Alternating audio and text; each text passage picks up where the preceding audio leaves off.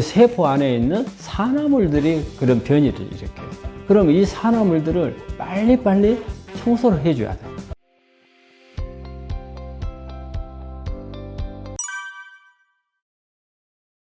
이제 우리 암이라고 하는 게 이제 발생을 하는 것을 한번 봐야 돼요. 암은 유전자 변이에 의해서 오는 거거든요.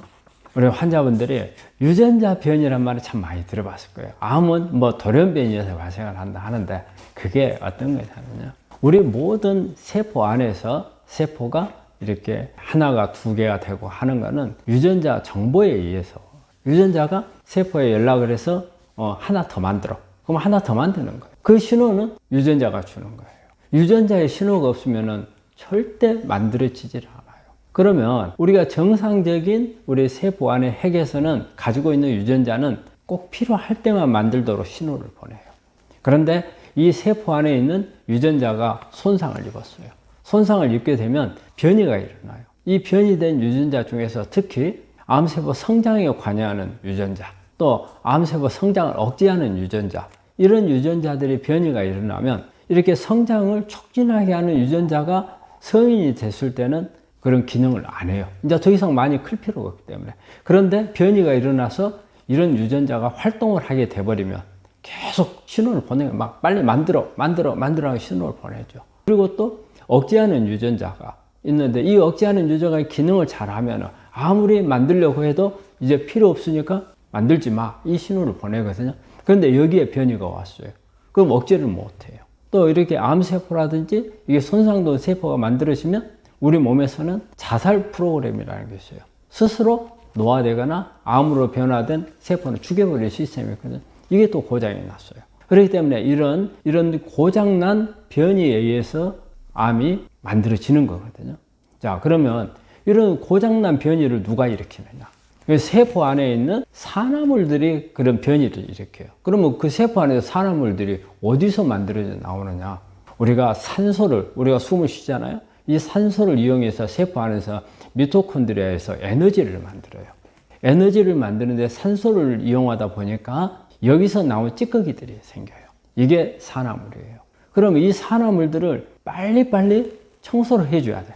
그래서 이 산화물들이 사고를 치지 못하도록 이 산화물이 세포막도 손상을 주고 미토콘드리아 막도 손상을 주고 그 다음에 핵에 있는 유전자도 손상을 주고 그러다 암으로 가는 거예요. 그래서 이런 부분들을 빨리 청소해내서 끄집어내 주어서 이게 세포가 정상적이고 미토콘드리아도 기능도 잘할 수 있도록 하면 암에 안 걸리죠. 그런데 이런 청소들이 안 된다면 암으로 넘어가는 거죠. 그래서 우리가 그 암 치료하는 데 있어서 해독이 중요하다는 이유가 바로 여기서 나오는 겁니다. 우리가 이제 청소 방법 크게 세 가지로 나뉘어요. 1단계 해독이 있고, 2단계 해독이 있고, 3단계 해독이 있어요. 그럼 우리 세포 안에서 이렇게 이제 산화물이 만들어져요. 그 미토콘드리아에서 제가 산소를 이용해서 만들어진다 했잖아요.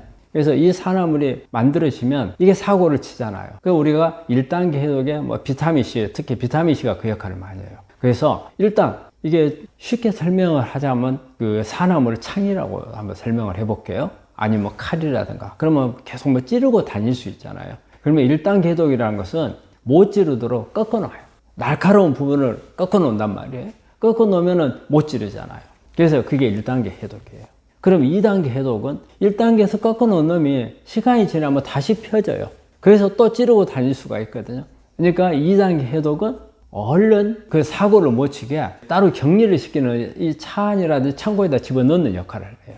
2단계 해독은. 그 다음에 이제 3단계 해독은 이놈을 그대로 둘 수는 없잖아요. 그러니까 이게 간을 통해서 신장을 통해서 대변이나 소변으로 빠져나가게끔 하는 이게 해독의 가장 기본적인 개념이거든요. 그래서 보통 이제 1단계, 2단계, 3단계가 원활하게 잘 이루어져야 우리가 해독이 잘 될 수가 있는 거예요. 우리가 이제 해독하는 기관들을 보면 이제 제일 번으로 생각할 수 있는 게 간이에요. 간에서 우리가 먹는 음식, 그 다음에 어떤 먹는 약이라든지, 그리고 우리가 호흡을 통해서 어떤 좋지 않은 물질들 들어오는 거, 이런 모든 것을 일단 가장 많이 해독에 관여하는 부분이 간이에요. 그래서 이제 간 해독이 중요하고요. 그리고 이제 또 이제 그런 해독 역할을 하는 게 콩팥이 해독 역할을 하죠. 그래서 대개 간은 지용성 물질을 해독하는 데 많이 관여를 하고, 콩팥은 수용성 물질을 해독하는 데 많이 관여를 해요. 그리고 또 이제 관여를 하는 게 장이죠. 그래서 우리가 장해독이란 말을 쓰거든요. 특히 우리 환자분들 커피 관장 이야기도 많이 들어보셨을 거고, 장해독 이야기 많이 했을 거예요. 여기에 유산균이 관여를 하고 이런 부분들에 관해서 제품도 많이 나와 있고, 이것만 전문으로 해주는 것도 있잖아요. 그래서 장해독이 상당히 중요해요. 장해독은 특히 면역하고 관련이 있고, 그리고 예전에는 크게 몰랐지만 장 안에 있는 미생물들이 우리 건강에 아주 관여를 많이 하고, 그래서 암을 유발하기도 하고 또 암을 억제하기도 하고, 그렇기 때문에 장 해독이 중요하고요. 그리고 또 하나는 우리 피부가, 우리 노폐물을 꺼내는 기관 중에 하나가 피부예요. 그래서 우리 그 노폐물 땀 많이 흘리면 냄새 많이 나잖아요. 이게 노폐물을 끌고 나오기 때문에 그래요. 그리고 또 이제 호흡을 통해서 우리 폐도 마찬가지로 해독기관이에요. 우리가 이산화탄소 밖으로 내보내잖아요. 그리고 여러 가지 우리가 기화될 수 있는 이런 물질들을 내보내는 거고. 그리고 또 하나 중요한 게 하나 있어요. 뇌예요, 뇌. 우리가 뇌는 단순히 생각을 하고 어떤 우리 몸의 신진대사를 어떤 지휘하는 역할을 한다고 생각하잖아요. 근데 우리가 사실 우리 몸에 찌든 것 중에 하나가 스트레스거든요. 우리 스트레스에 찌들다 보면 나중에 번아웃 되고 이렇잖아요. 그런데 이런 부분들 풀 수 있는 건 뭐예요? 머리예요. 머릿속에 있는 스트레스 쌓여있는 부분들. 그렇기 때문에 저는 우리가 단순히 물질적인 해독 개념에다가 이런 정신적인, 심리적인 해독도 꼭 필요하다. 그래서 뇌도 하나의 해독기관이다. 그렇게 봅니다. 우리 해독을 그냥 안에 있는 거 무조건 끄집어내주면 좋다. 이리 생각을 하잖아요. 그 다음에 장도 무조건 비워주면 좋다. 그러는데 해독할 때 제일 주의점은 이거예요. 균형이 중요하다. 우리 환자들 이렇게 보면 여러 가지 항산화제라 해가지고 수도 없이 막 여러 가지를 먹어요. 근데 항산화제를 너무 많이 먹으면 좋지 않다는 것을 우리 환자분들 많이 알고 계시나 몰라요. 항산화제는 너무 많이 할 경우에는 좋지 않아요. 왜냐하면 제가 앞에 설명한 1단계, 2단계 해독을 말씀드렸어요. 1단계 해독은 어땠어요? 제가 앞에서 창이나 칼을 약간 구부려 놓은 거라는 거예요. 찌르는 것을 막기 위해서. 그러면 시간이 지나면은 이게 다시 또 이제 펴져요. 그 다음에 이제 2단계를 빨리 해줘가지고 이 부분을 펴지기 전에 해줘야 한다는 거죠. 근데 구부러져 있는 상태, 이 물질들을 우리가 이제 ROS라는 용어를 써요. 그래서 반응성 산소종. 이제 이런 말을 쓰거든요. 이게 사실은 암을 일으키는데 상당히 큰 역할을 해요. 그래서 항산화제를 많이 쓰게 되면 1단계 해독은 많이 일어나요. 근데 2단계 해독이 빨리 일어나지를 못하면 1단계 반응성 산소종들이 많아가지고 이게 문제를 더 일으켜요. 그래서 이게 균형이 맞아야 돼요. 1단계가 10개 일어났다. 그러면 2단계도 10개 일어나야 이게 맞거든요. 근데 1단계에서 10개가 일어났는데 2단계에서 5개밖에 안 일어났다. 그럼 이 5개는 사고로 쳐요. 남아있는 사고로.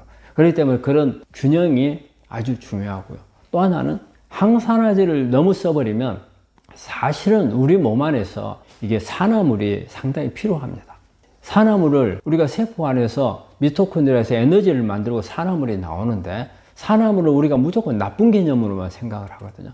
그런데 아주 조그마한 산화물들은 우리가 생리적인 신호 전달하는 데 관여를 해요. 그리고 특히 면역세포 안에서는 이 산화물들이 여러 가지 바이러스도 죽이고 암세포도 죽이고 세균도 죽이고 하는 데 쓰는 면역세포가 가지고 있는 무기들이에요. 그런데 너무 항산화제를 써버리면 무기도 없어져요. 오히려 면역이 떨어질 수 있다는 거거든요. 그래서 항산화제를 너무 과하게 쓰면 이런 여러 가지 좋지 않은 문제들이 생기기 때문에 쩔하게 써야 되는 게 중요하고요. 또 하나 우리 장도 그래요. 장 해독할 때 우리 관장을 이제 주로 이제 숙변을 제거하고 하기 위해서 이제 관장을 많이 하잖아요. 장 해독하는 데 있어서. 그런데 이게 너무 자주 하게 되면 우리 장 점막에서 미네랄이 엄청 많이 빠져나가 버려요. 그럼 미네랄이 부족해져요. 사실 우리 몸의 생리 반응에서 미네랄이 아주 중요해요. 우리 몸을 산성화를 막는 데도 중요하고 생리적인 기능을 하는 데도 중요하단 말이에요. 이런 중요한 미네랄들이 많이 빠져가게 되면 결과적으로는 암을 더 악화시킬 수 있는 부분, 암이 또 발생하는 데 영향을 줄 수도 있는 그런 부분들이 되거든요. 그래서 우리가 관장을 해서 장해독하는 것도 너무 무리하게 해서는 되지 않는 거거든요. 적절하게 필요한 만큼 그리고 너무 잦은 관장을 하다 보면 우리 장 안에 있는 미생물들이 살 방법이 없어요. 좋은 미생물이 있어가지고 우리가 먹는 음식을 이게 발효를 시켜서 안에서 미생물들이 우리 몸에 좋은 물질들을 만들어줘야 되거든요. 그런 기능 자체가 없어져 버려요. 그래서 이렇게 너무 과한 해독은 오히려 독이 될 수 있다는 걸 말씀드립니다.